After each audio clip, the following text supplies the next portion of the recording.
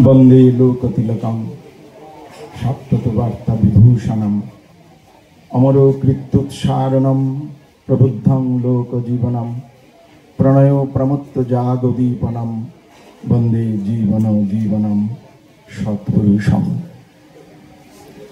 परम दयाल परम प्रेममय श्री श्री ठाकुर अनुकूल चंद्रेर এই পুণ্য আবির্ভাব মাসে অত্র এলাকাবাসী সৎসঙ্গী বৃন্দ সবাই মিলে এত সুন্দর একটা অনুষ্ঠান নাম সংকীর্তন এবং সৎসঙ্গের আয়োজন করেছেন।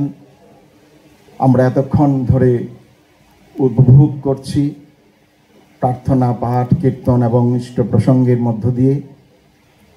যারা আয়োজন করেছেন প্রত্যেকের জন্য পরম দয়ালের চরণে সর্বাঙ্গীন মঙ্গল প্রার্থনা করি। সবাই সুস্থ সুন্দর সুনিয়ন্ত্রিত সুখী সমৃদ্ধ জীবনের অধিকারী হন। আমি সংক্ষিপ্তভাবে দয়ালের প্রসঙ্গে দু একটি কথা বলার চেষ্টা করছি, তারই কৃপা ভরসা করে। সময়ও খুব সীমিত। শ্রী শ্রী ঠাকুরের এই যে দিব্য লীলা, তার যে আবির্ভাব, তার উদ্দেশ্য হচ্ছে তার জন্ম মুহূর্তে তিনি বুঝিয়ে দিয়েছেন। তিনি যখন জন্ম হয়েছিল তার সেই মুহূর্তটা ছিল এমন একটা সুন্দর ব্রাহ্ম মুহূর্ত। সেই সময়ে সেই মাতা মনমোহিনী দেবীর পুরো বাড়ি তার আশপাশ এত আলোকিত হয়ে উঠেছিল যে আগুন বলে দূর থেকে সবাই ভেবেছিল। অর্থাৎ তিনি জানিয়ে দিয়েছেন, আমি বিশ্ব দুনিয়াকে আলো দান করতে এসেছি, এখন আর ভয় নেই, আমি এই বিশ্ব দুনিয়ার সমস্ত অন্ধকার দূর করে দেব। তিনি পুরুষোত্তম, তিনি পরম পিতা নর নারায়ণ, যুগ অবতার। তাকে কেন্দ্র করেই মানুষ জীবনে বাঁচা বাড়ার দিশা পায়, বাঁচা বাড়ার পথে চলতে পারে। তিনি যখন আসেন, তিনি বিশ্ব দুনিয়ার সব সাধু সন্ত পূর্ব গুরুদের এবং বর্তমান যারা থাকেন প্রত্যেককে পরিপূরিত করেন। তাই তিনি পুরুষোত্তম এবং তিনি সবার গুরু। কেউ তাকে গুরু রূপে স্বীকার করলেও গুরু, না করলেও। সূর্য যখন উদিত হয় তাকে কেউ স্বীকার করলেও সূর্য, না করলেও সূর্য। সূর্য সবাইকে আলো দান করবেই, তিনিও তেমনি সবাইকেই তার এই জ্ঞান প্রেম বিতরণ করে মানুষকে উদ্ধার করবেন। পুরুষোত্তম সবার গুরু, সবার ধাতা পূর্যমান, ধৃতিচর্যি সবারই তিনি, ভজন মূর্ত ভগবান। আমরা ঠাকুরের এই বাণীগুলির মধ্য দিয়ে বুঝতে পারি তিনি কে। মহাসমাধিস্থ অবস্থায় তিনি বলেছেন, আমি উঠে পড়েছি, জীব তোর চিন্তা কি, তুই ছুটে আয়, তুই মহা পাপ করে থাকিস, একবার ছুটে আয়, পরমাত্মার ভাবে ভাবিত হ, আমি নিজ হাতে তোদের সব পাপ তাপ মুছে দেব, আমি নরকে স্বর্গ রাজ্য স্থাপন করব। আজকের যে সৎসঙ্গের চেহারা আমরা দেখি, এই সমাজের নানা ধরনের নানা বৈশিষ্ট্যের নানা স্বভাবের অভ্যাসের মানুষ তার দীক্ষায় দীক্ষিত হয়ে তার পদতলে সমবেত হয়ে নিজেদেরকে সুসংস্কৃত করে একটা আদর্শ মানুষ তৈরি করছেন। এখানে সুশৃঙ্খল একটা সুন্দর জীবন তারা লাভ করছে। এই তার দেওয়া যে বিধান, যজন যাজন ইষ্টভৃতি স্বস্তিনী সদাচার পরিপালনের মতো, এগুলোই একমাত্র মানুষের জীবনকে পরিচ্ছন্ন করে তোলে, ভেতরে এবং বাইরে।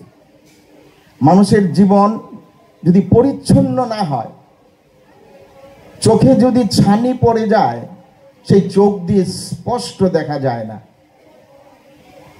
কি দেখছে সেটা বুঝতে পারে না। তেমনি আমার বোধে, আমার চেতনায় যদি ময়লা পড়ে থাকে, গ্লানি পড়ে থাকে, সেই ময়লাযুক্ত মন দিয়ে, বোধ দিয়ে, চেতনা দিয়ে জগৎ সংসারকে বোঝা যায় না। আবছা আবছা আমরা দেখি একটা মানুষ, একটা স্ত্রী, একটা ছেলে, একটা মেয়ে, একটা বন্ধু, তার প্রকৃত চেহারাটা আমি বুঝতে পারি না, আর সেটার দরুন আমাকে দুঃখ পেতে হয়, কষ্ট পেতে হয়। আমাকেও তেমনি সবাই বুঝতে পারে না। তাই ঠাকুর বলছেন, be initiated, come to me, I shall give you everything, no doubt.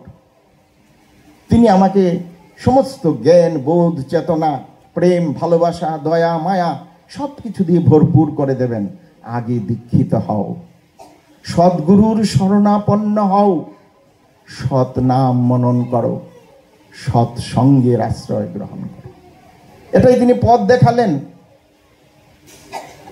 এটা যে বা যারা করে না, তাদের জীবন অন্ধকার আচ্ছন্ন হয়ে থাকে। তারা নিজেদেরকে দেখতে পারে না, পারিপার্শ্বিককেও না, মহানকেও মহান ভাবে তারা গ্রহণ করতে পারে না। শ্রী শ্রী ঠাকুরের জীবনের একটা ছোট্ট ঘটনা। শ্রী শ্রী ঠাকুর দর্শন করতে এসেছেন ভারতবর্ষের একজন বিখ্যাত জ্ঞানী ব্যক্তি। তিনি পার্লামেন্টের একটা উচ্চ পদে আসীন, পণ্ডিত ব্যক্তি, মেধাবী ব্যক্তি, জ্ঞানী ব্যক্তি। তিনি এসেছেন ঠাকুর দর্শনে। তো ঠাকুর সকালবেলা থেকে অপেক্ষা করছেন কখন আসবেন। তার জন্য যথাযোগ্য আপ্যায়নের ব্যবস্থা করা হয়েছে।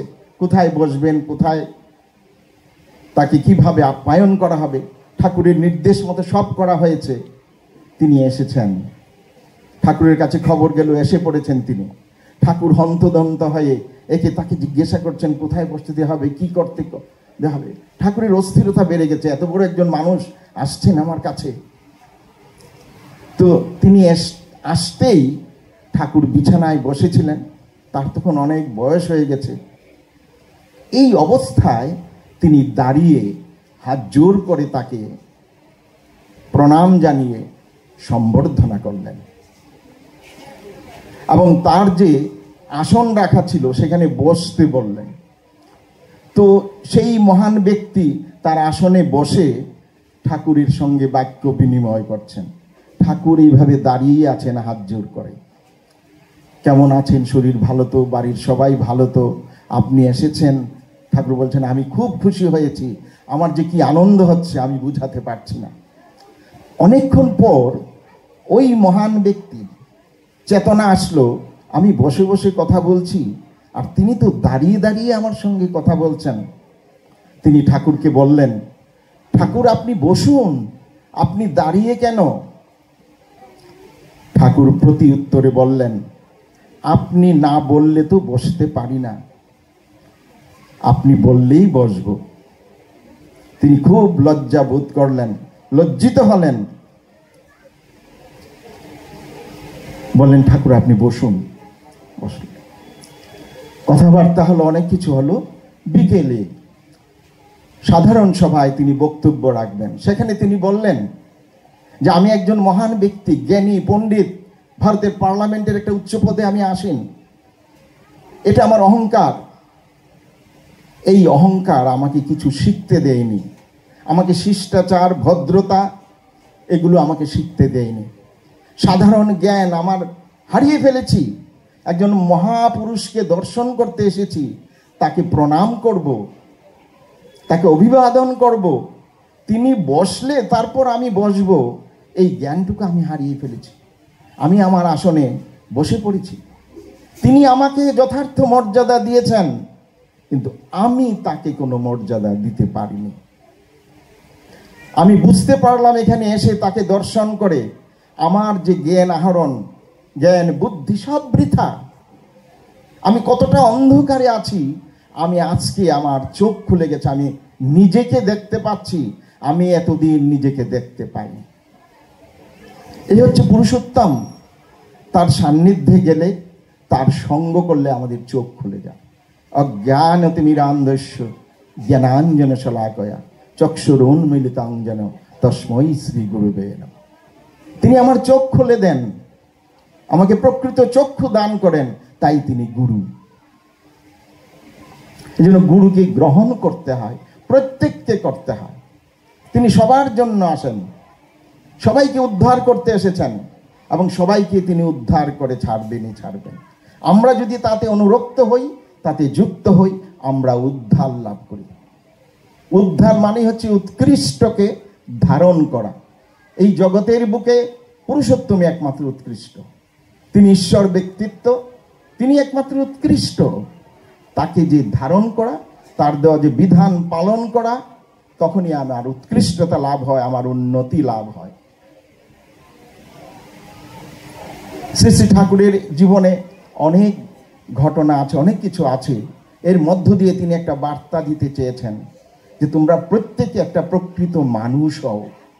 তোমরা যদি প্রকৃত মানুষ না হও, প্রকৃত স্বামী হতে পারবে না, প্রকৃত স্ত্রী হতে পারবে না, প্রকৃত ব্যবসায়ী হতে পারবে না, রাজনীতিবিদ হতে পারবে না, লোকসেবক হতে পারবে না।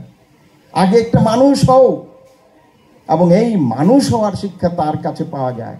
কারণ তিনি যখন মানসী দেহ ধারণ করে লীলা করেন, এই মানুষকে আশ্রয় করে, এই মানুষকে অনুসরণ করে আরেকটা মানুষ হয়ে উঠতে পারে। আমরা অঙ্ক করে তার রেজাল্টটা মিলাই, ফল দেখে আমি যে সঠিকভাবে হচ্ছি, বড় হচ্ছি, আমি কার সঙ্গে মেলাবো? তার সঙ্গে মিলিয়ে দেখতে হয়। আমি সব অবস্থা আমার ঠিক আছে তো? আমার আচার আচরণ, বাক্য, কর্ম সব ঠিক আছে তো? সুনিয়ন্ত্রিত আছে তো? এই প্রত্যেকটি মানুষ হচ্ছে তার। একটা মানুষকে আমি আঘাত দিতে পারি না, দুঃখ দিতে পারি না। তিনি লুকিয়ে থাকেন প্রতি প্রাণে প্রাণে। কারণকে আঘাত দেওয়া মানে ঠাকুরকে সে আঘাত দেওয়া, ঠাকুরের গায়ে লাগে। তিনি প্রত্যেককে বাঁচাতে চান। আমরা যখন তাতে অনুরক্ত হই, আমরা তখন বাঁচার পথে চলতে পারি। ভোলানাথ দা বলে একজন শিক্ষক ছিলেন, শ্রী শ্রী ঠাকুরের থেকে বয়সে কিছু দিনের বড়। তিনি পাবনা থেকে দেওঘরে চলে এসেছেন। তিনি নিঃসন্তানা ছিলেন, তার ঠাকুরের নির্দেশে কাজ করেন। ভোলাদার স্ত্রী অসুস্থ। ঠাকুরের কাছে গিয়ে একদিন বলছেন, আমার স্ত্রী অসুস্থ, বিছানায়। তো ঠাকুর রুজি গিয়ে যখন প্রণাম করেন, ঠাকুর বলছেন, কি ভোলানাথ দাস, স্ত্রী কেমন আছেন? বলছে, আজকে আরো খারাপ, অবস্থাটা দিন দিন খারাপের দিকে যাচ্ছে। তো ঠাকুর এইটুকুই শুনেন। আবার বিকালে গেলে বললেন, কেমন আছেন? ভোলানাথ দা বলছে, আরো খারাপ হয়ে গেছে। এরকম রোজ রোজ যাচ্ছেন, 10 দিন 15 দিন। রুজি ঠাকুর একটাই প্রশ্ন করেন, কেমন আছে? ভোলানাথ দা বলেন, খারাপ হচ্ছে। তো একদিন তিনি দেখেন, ভাবছেন যে ঠাকুর জিজ্ঞাসা করেন, কিন্তু কোনো ওষুধপত্র, ডাক্তারের ব্যবস্থা তো করছেন না। তিনি কেবল বলেন, কেমন আছেন? কেমন ঠাকুর ধরলাম? আমার দেশে তো আরো অনেক গুরু ছিল, কেন যে ঠাকুর ধরলাম? তিনি তো কোনো ব্যবস্থাই করছেন না। সারা জীবনের জন্য যার কাছে চলে এসেছি, তিনি মনে মনে ভাবছেন। আবার ঠাকুরের কাছে গেলে একই প্রশ্ন। তো তিনি একদিন সকালবেলা ঘুম থেকে উঠে দেখেন, স্ত্রীর কোনো সংজ্ঞা নেই, জ্ঞান নেই, নড়াচড়া করছে না, স্থির দৃষ্টি হয়ে বিছানায় শুয়ে আছেন। ভাবছেন গেল। তিনি ভাবছেন, এইবার গিয়ে ঠাকুরকে বলবো। ঠাকুর যখন বলবে, কেমন আছেন? আমি বলবো, খুব ভালো, ভালো হয়ে গেছেন। তো তিনি সকালবেলা ঠাকুর প্রণাম করতে যাওয়ার রেওয়াজ, তিনি যাবেন। যাওয়ার সময় ওনার বন্ধু আনন্দবাজারের যে দায়িত্বে থাকতেন, সেই যজ্ঞেশ্বর দাকে বললেন, বন্ধু, আমার স্ত্রী তো মারা গেছে, তোমরা তাড়াতাড়ি সব ব্যবস্থা করো, আমি ঠাকুরের কাছে জানাতে যাচ্ছি। তো যজ্ঞেশ্বর দা বলে, তুমি চিন্তা করো না, তুমি যাও, আমি সব ব্যবস্থা করছি। সেই কাঁচা বাঁশ টাস আনিয়ে মাচা টাচা তৈরি করা, যজ্ঞেশ্বর দা সব তৈরি করে রেখেছেন। তো তিনি গেলেন ঠাকুরের কাছে গিয়ে প্রণাম করতে বলে, এই ভোলানাথ দা এখন কেমন আছে রে? বলে, যাকে ঠাকুর খুব ভালো, খুব ভালো হয়ে গেছে, ভালো আছে এখন। তো নে শালা, এবার তামাক দে, এবার তামাক দে। আমিও ভাবছি কখন আসবি, কখন তুই করবি। ভোলানাথ দা বসে আছে ঠাকুরের কাছে। তো বলছে, অনেকক্ষণ বসেছিস, যা যা তাড়াতাড়ি বাড়িতে যা, বাড়িতে গিয়ে স্ত্রীকে দেখতে হবে, ওষুধপত্র খাওয়াতে হবে, যা। ভোলানাথ দা খুব মন খারাপ যে ঠাকুর আমার সঙ্গে কি ব্যবহার করছেন, আমার স্ত্রী এই অবস্থা, তিনি আমার সঙ্গে এই ব্যবহার করছেন। গেলেন বাড়িতে, যজ্ঞেশ্বরদাকে বলে গেলেন, তিনি সব আয়োজন করে রেখেছেন কাষ্ঠ করার জন্য। তো ঘরে গিয়ে দেখেন স্ত্রী ডেড বডি বিছানায় চাদর দিয়ে ঢাকা ছিল, সেখানে নেই। গেল কোথায়? স্ত্রীকে এদিক সেদিক ঘোরাঘুরি করে কোথাও না পেয়ে রান্নাঘরে গিয়ে দেখে স্ত্রী রান্না করছে। বলছে, তুমি রান্না করছো? তোমার এই অবস্থা দেখে গেছি। বলছে, ঠাকুর আসছিলেন তো, ঠাকুর এসে আমাকে বললেন তোর স্বামীর কতদিন ধরে খাওয়া দাওয়া হয়নি, ঘুম নেই, তুই অসুস্থ, যা যা শিগগির উঠে গিয়ে রান্না কর, ও আসলে খেতে দিবি তাড়াতাড়ি। ঠাকুর এতক্ষণ বসে গল্প টল্প করে চলে গেলেন। আমি তো কিছুই জানি না, আমি তো কি যেন স্বপ্নের মতো আমি ঘুমোচ্ছিলাম। ভোলানাথ দা বুঝতে পারলেন ঠাকুরের লীলাটা। ঠাকুর বাঁচান, ঠাকুর রক্ষা করেন। ভোলানাথ দার মনে সব সময়ই এই যে স্ত্রী খারাপ, এই খারাপ ভাবটার জন্য স্ত্রীও অসুস্থতা তার বেড়েই চলছিল। যেদিন তার মনে পজিটিভ ভাব এসেছে, আজকে গিয়ে ঠাকুরকে বলবো আমার স্ত্রী ভালো আছে, সুস্থ হয়ে গেছে, এই যে পজিটিভ ভাব আসার সঙ্গে সঙ্গে সেই পজিটিভ ভাব তার স্ত্রীর মধ্যে ক্রিয়াশীল হয়েছে, স্ত্রী সুস্থ হয়ে উঠেছে। তো ঠাকুরের প্রতি আমরা যদি এই পজিটিভ ভাব নিয়ে থাকি, তিনি বলেছেন তার কথাই সত্য, তার কথাই আমরা পালন করব, তার নির্দেশ পালন করলে আমাদের মঙ্গল হবেই হবে। এই যজন যা জনিষ্ঠ ভৃতি করলে কাটে যমভীতি, যজন যা জনিষ্ঠ ভৃতি পাতক তারণ বজ্রনীতি, ইষ্ট ধান্দায় ঘুরে যে বাজি মাত করে সে, আপন ধান্দায় ঘুরে যারা হয়ে আছে জ্যান্ত মরা। আমি সবার সর্বাঙ্গীন মঙ্গল প্রার্থনা করে আজকে এখানেই শেষ করলাম। সবাই ভালো থাকুন, সুস্থ থাকুন, আনন্দ থাকুন। জয় গুরু।